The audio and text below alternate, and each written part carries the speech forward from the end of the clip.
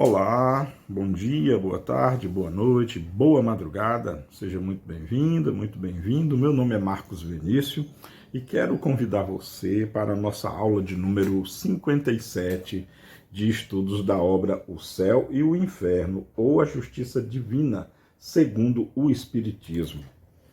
Estou gravando essa videoaula numa manhã de quarta-feira, 30 de agosto de 2023, mês de agosto, né, que é considerado aí um dos mais longos, já chegando no final. Bom, indo logo ao que interessa, vamos dar continuidade hoje, né, na comunicação da senhora viúva Foulon. Quem lembra da aula passada, a aula de número 56, lembra que ela despediu-se da última comunicação dizendo que voltaria. Pois bem, no dia 8 de fevereiro de 1865, ela, o espírito dela, na verdade, né, retorna para a seguinte comunicação, dessa vez com um nível de interrogação um pouco mais rebuscado. Então Kardec começa perguntando, né? Cara senhora Foulon, deixa eu colocar o óculos, senão não enxergo nada. Cara senhora Foulon, estou muito feliz com a comunicação que me destes outro dia, foi a comunicação anterior, e com a vossa promessa de continuar as nossas conversas. Eu vos reconheci perfeitamente na comunicação. Nela falais de coisas ignoradas pelo médium e que não podiam vir senão de vós. Depois, a vossa linguagem afetuosa a nosso respeito é bem a da vossa alma amorosa, mas há nas vossas palavras uma segurança, um equilíbrio, uma firmeza que não vos conheci quando viva. Sabeis que a esse respeito permiti-me mais de uma admoestação em certas circunstâncias. Olha que coisa interessante.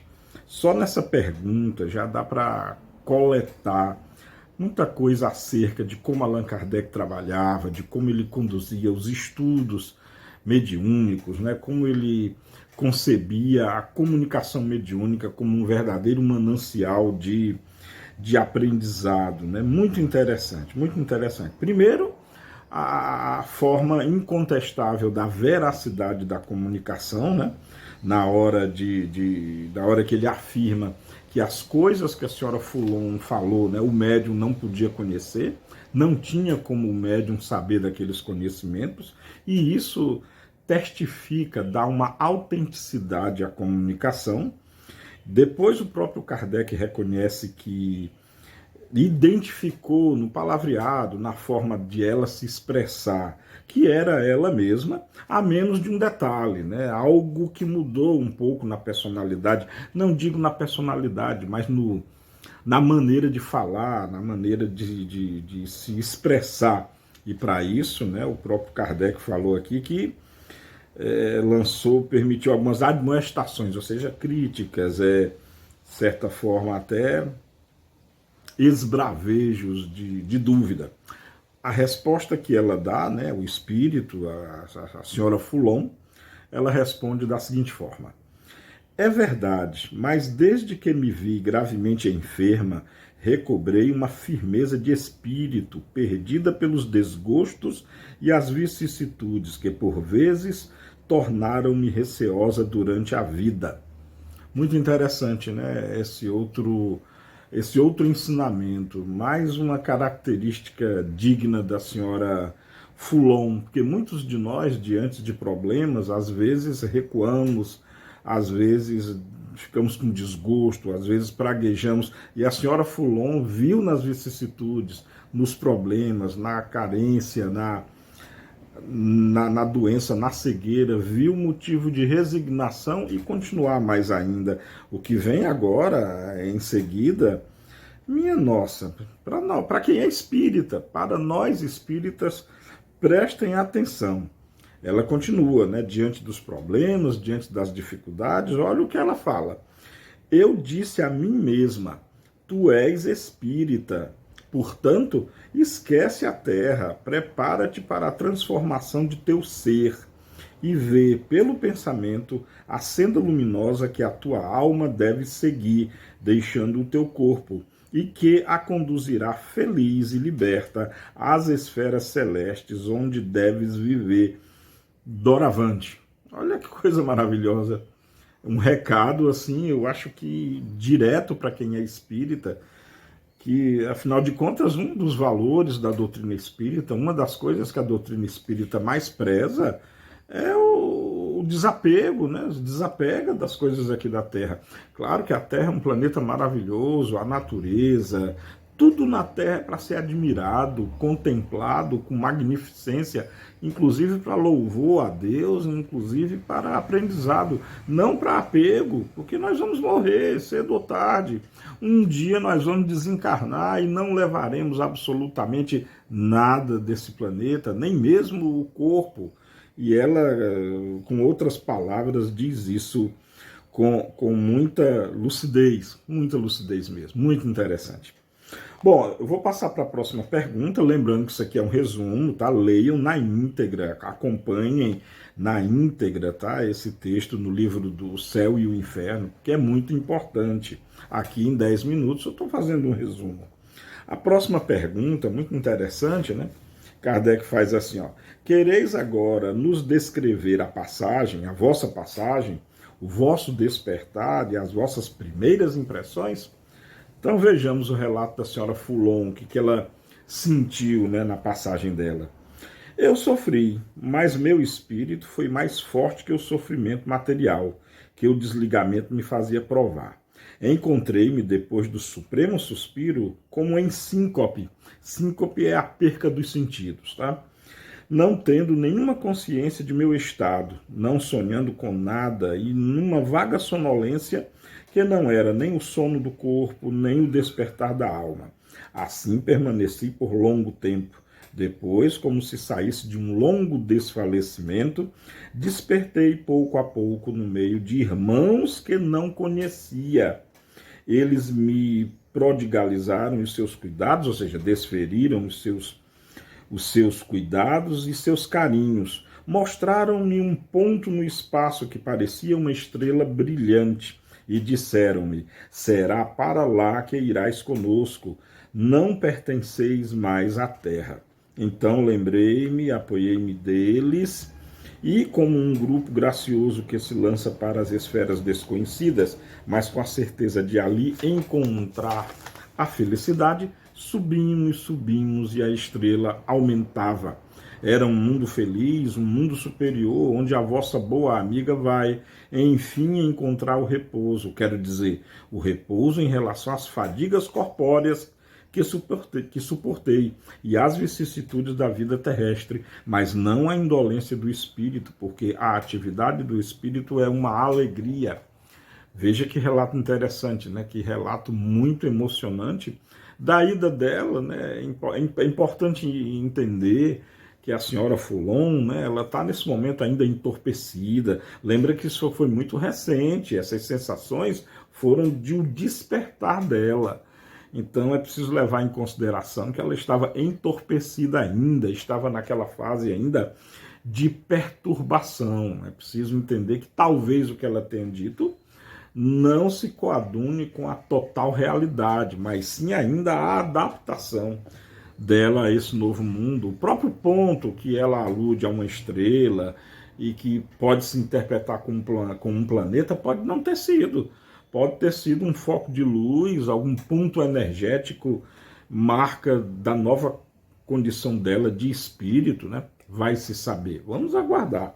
Mas é importante entender que são as primeiras impressões dela. Depois Kardec fica preocupado e pergunta, né? É que deixaste definitivamente a Terra, né? Tá perguntando ela, vai embora para nunca mais voltar? E ela responde: nela deixo muitos seres que me são queridos para ainda deixá-la definitivamente.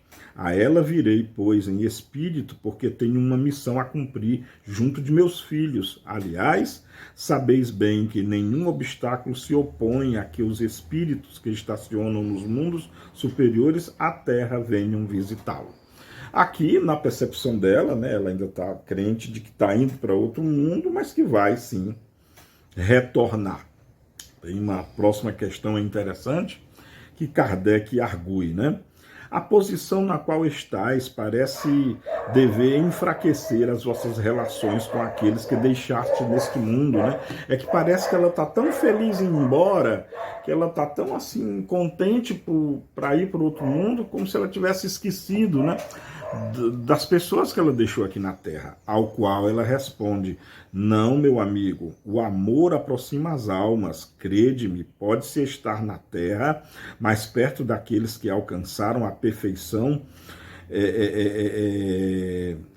do que daqueles que a inferioridade e o egoísmo fazem turbilhonar ao redor da esfera terrestre. E aí ela fala uma coisa maravilhosa agora.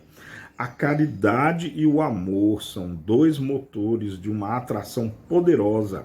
É o laço que cimenta a união das almas ligadas uma à outra e a continua. Apesar da distância e dos lugares, não há distância senão para os corpos materiais, não há para os espíritos. E aqui uma grata lembrança de que, como espíritos, as nossas relações podem ser muito mais efetivas, porque não temos mais as barreiras do espaço, não temos mais aquela situação, puxa, eu estou com tanta saudade de uma pessoa, queria tanto ir vê-la ou vê-lo, mas está tão longe, não tem como eu acessar. Como espírito, não, nós podemos ver aquele a quem amamos, por assim dizer, num piscar dos olhos. Pelo menos é assim que eu entendi, é assim que eu entendo. O que você acha sobre isso? Deixa aí a sua opinião. E aí Kardec faz uma pergunta, já está quase terminando, Kardec faz uma pergunta sobre o que ela estava achando dos trabalhos dele, do Kardec, né, na produção da doutrina espírita. Lembrando-nos que nós estamos em 1865. Kardec estava trabalhando ainda nos livros da codificação, os mais recentes, né? Então ela pergunta, né, que ideia fazeis agora? Aliás, ele, Kardec, pergunta, que ideias fazeis agora de meus trabalhos concernente ao Espiritismo?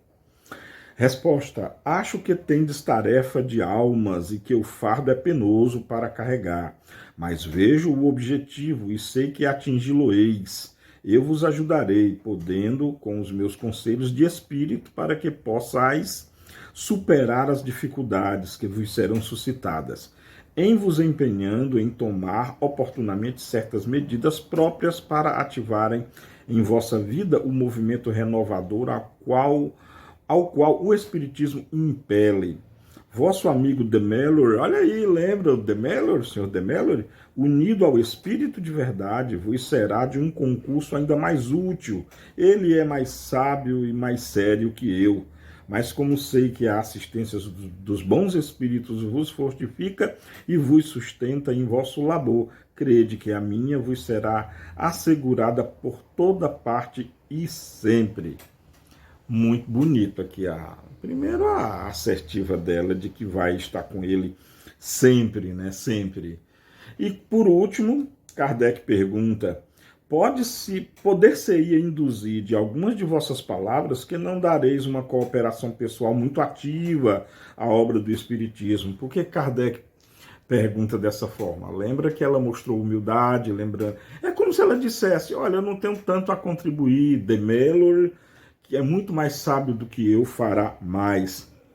A resposta, então, daí Kardec pergunta: parece que você não vai ajudar tanto, não vai estar participando tão efetivamente. Ao que ela responde: enganai-vos, mas vejo tantos outros espíritos mais capazes que eu para tratar dessa questão importante, que um sentimento invencível de timidez me impede, no momento de vos responder segundo os vossos desejos.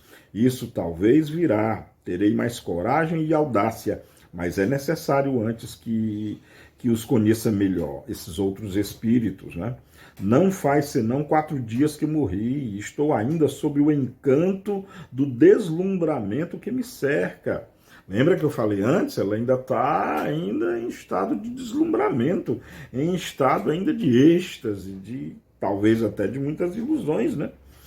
Meu amigo, não o compreendeis? Não posso bastar para exprimir as novas sensações que provo, ela mesma compreendendo que ainda não há muita clareza naquilo que ela está sentindo.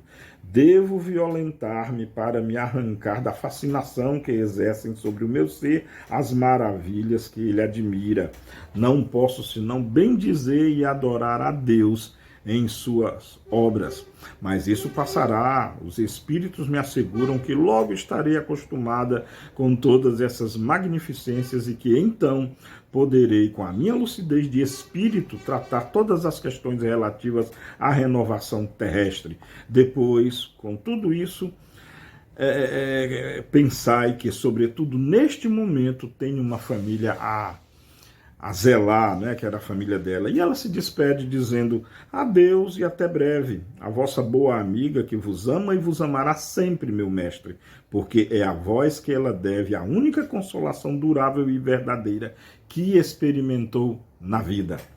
Lindo, né, gente? Linda mensagem, com muitas reflexões e muitos aprendizados para todos nós. Era essa a aula de hoje. Beijo no coração, amemos como Jesus nos amou. Até a próxima aula.